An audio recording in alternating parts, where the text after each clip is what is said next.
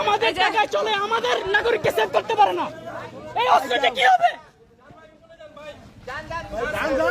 এই যে আরেকটা লাশ আসছে, প্রশিক্ষণ নিয়ে কি হবে? লাশ আসছে আরেকটা। তারা ইন্ডিয়ান ব্রোকে নিরাপত্তা দিছে, নিরাপত্তা দিছে, তাদেরকে কোনো কিছু করে নাই।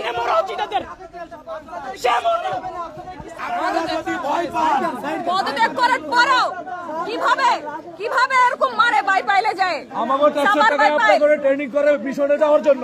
রাইট।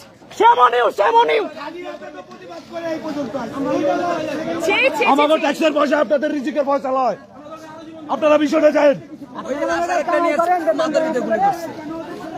এভাবে এদের লজ্জা বলতে কিছু নাই, এটা লজ্জা কেটে দেওয়া হয়েছে, এটা লজ্জা কেটে দেওয়া হয়েছে।